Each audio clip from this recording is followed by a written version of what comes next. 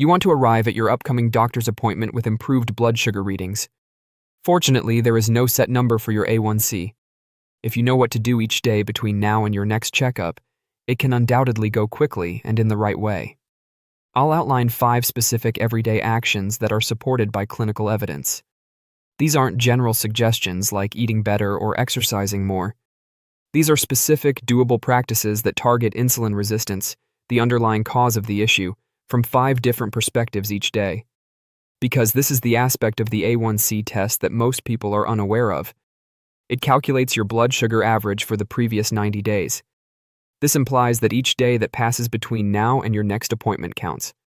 Every meal, every stroll, and every sleeping night matters. Here are 5 things you must do every day that are non-negotiable. Walking after a meal is the first step. I want you to put on your walking shoes and take a short stroll as soon as you finish your meal. Even a leisurely 10-minute stroll. 10 minutes, not an hour, not a workout. Here's why lowering your A1c before your next visit is one of the most effective things you can do. A 2025 crossover randomized controlled experiment that was published in Scientific Reports examined the effects of walking right after a glucose load, 30 minutes later, or not at all. When compared to the control condition, the walking conditions resulted in noticeably smaller 2-hour blood glucose areas under the curve. When compared to sitting down, a 10-minute walk just after eating resulted in a far lower peak glucose level. The mechanism is as follows. Contraction-mediated glucose uptake is the process by which your muscles receive glucose straight from the bloodstream when you move them immediately after eating. Insulin is not necessary for this mechanism. After breakfast, lunch, and dinner, do this. That equates to 3 glucose clearance events every single day. You are flattening out all of the spikes, not just one. Additionally, by the time you sit down for your next examination, your A1c levels will have significantly decreased because your A1c is the average of your blood sugar levels for the previous 90 days. The second step is to consume 35 to 40 grams of fiber each day. Yes, you can easily meet your step number 2 nutrition goal every day. 35 to 40 grams of fiber while consuming less than 5% of your daily calories from saturated fat. That's all. The goal is that. Soluble fiber supplementation significantly lowered HbA1c, fasting blood glucose, fasting insulin, and insulin resistance when compared to controlled diets, according to a meta-analysis of 29 randomized controlled trials involving more than 1,500 individuals with type 2 diabetes. From a mechanical perspective, fiber lowers blood sugar levels by doing 3 things simultaneously.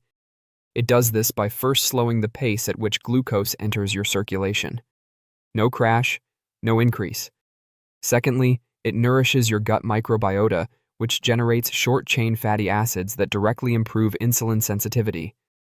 Third, it physically removes saturated fats and refined carbs from your diet, which would otherwise affect your insulin sensitivity. Saturated fat, you might be wondering. Indeed, the saturated fat component is very important. Your cell's insulin receptors are actually clocked when you consume too much saturated fat. Your pancreas can secrete all the insulin in the world, but if the insulin receptor is blocked, glucose will constantly remain in the bloodstream outside of your cells, raising blood sugar levels that will be reflected in your next A1c. You might be wondering what foods are low in saturated fat and high in fiber. For instance, you can consume 16 grams of fiber from a cup of lentils, 7 grams from half a cup of black beans, 10 grams from a medium avocado, 4 grams from a cup of frozen mixed berries, and, with careful planning, you can reach 40 grams of fiber before supper. Join our diabetes health community and take control of your health with confidence. By hitting subscribe and like, you'll receive daily, easy-to-follow health solutions focused on blood sugar control, healthy habits, and long-term wellness. Stay informed, stay empowered, and move toward a healthier, more balanced life, one smart step at a time. Step number 3. Resistance training 3 to 4 times a week. Walking after a meal removes sugar from your system immediately, but resistance training creates the framework for your muscles to do it every day for the rest of your life. And this is what I mean. Resistance training alone significantly lowered HbA1c and fasting glucose by more than 12 milligrams per deciliter as compared to the control, according to a 2024 meta-analysis of 46 randomized controlled trials, including over 2,100 persons with type 2 diabetes. What is the cause of this then? Your body stores the most glucose in your muscles. Your body can store more extra glucose in a larger tank with each additional pound of muscle you gain. For instance, when you walk after a meal, your muscles contract, drawing glucose from the blood. And that vacuum turns into a powerful industrial vacuuming machine when your muscles grow larger and stronger. More muscle mass and tone for your size is what I mean, not bodybuilder-level muscle. In actuality, a gym is not even necessary.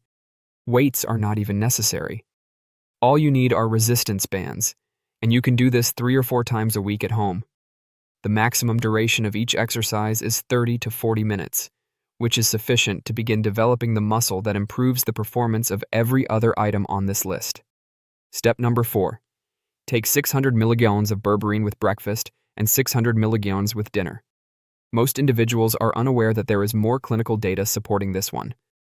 Berberine significantly lowered HbA1c, fasting plasma glucose, and 2-hour post-meal blood glucose, all of which were statistically significant, according to a meta-analysis of 37 randomized controlled trials, including over 3,000 patients with type 2 diabetes. How does this operate then? Berberine, however, causes your body's AMPK enzyme to become active. It is frequently referred to be the master metabolic switch of your body. Every single cell in your body becomes significantly more insulin sensitive when AMPK is active. They more effectively open up to take in glucose. Your A1c, or average blood sugar, decreases as your fasting blood sugar levels drop and your post-meal surges level off.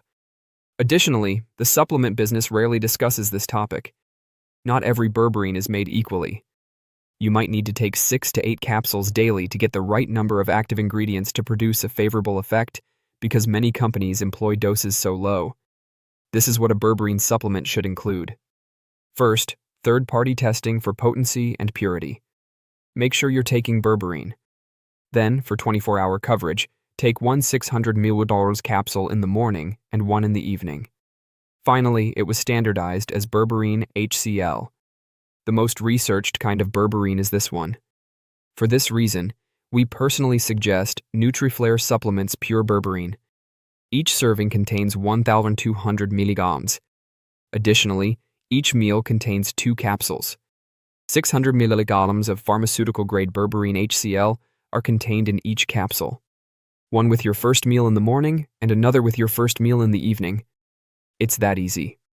Of course, some people skip breakfast and engage in intermittent fasting. That first capsule can therefore be consumed with lunch. And that provides you with the research-proven 1,200 milligrams of active ingredients per day.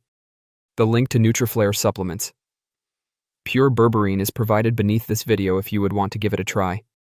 Getting 7 to 8 hours of sleep each night is the 5th stage, which is easier said than done.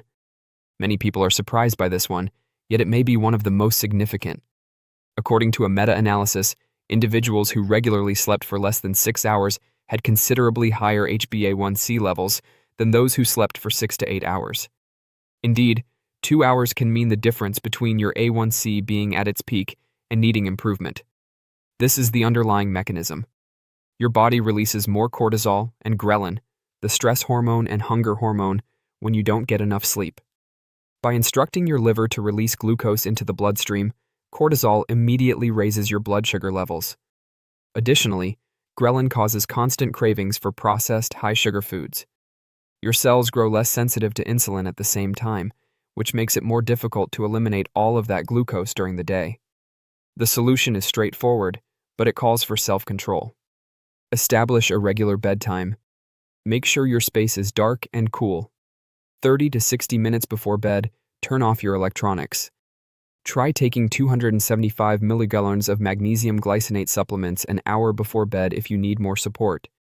This enhances the quality of sleep, lowers cortisol, and participates in more than 300 enzymatic pathways that control the metabolism of glucose and insulin. For deeper, more rejuvenating sleep, I prefer to combine my magnesium with ashwagandha. The URLs to any of these supplements are provided below this video if you're interested. Thus, getting 7 to 8 hours of sleep is a need rather than a luxury.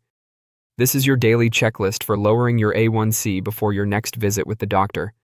First, take a 10-minute stroll after breakfast, lunch, and dinner. Second, consume 35 to 40 grams of fiber daily, and limit your intake of saturated fat to less than 5% of your daily caloric intake. Resistance exercise 3 to 4 times a week is number 3. You should limit the duration of each session to 30 to 40 minutes. Fourth, take 600 milligrams of Nutriflare Premium Berberine for breakfast and dinner. Below this video is a link to this vitamin. The fifth is that getting a good 7 to 8 hours of sleep is a must. We suggest ashwagandha and magnesium glycinate as supplements for deeper, more restorative sleep. Once more, the links are located beneath this video. These are not arbitrary suggestions.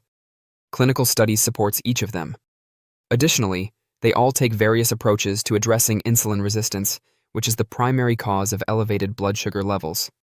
Additionally, they compound when combined. Thus, keep in mind that you are either raising or lowering your A1c every day between now and your next consultation. I just provided you 5 suggestions to make sure it goes in the correct way.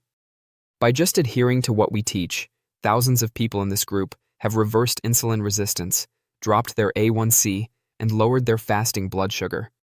You are the next to achieve these amazing outcomes. Please feel free to like this video if it was helpful. To ensure you don't miss any of our upcoming new videos, subscribe to our channel. Additionally, please forward this to anyone who might be in need of assistance. This is something you can do. I'll see you in the upcoming video. Take care.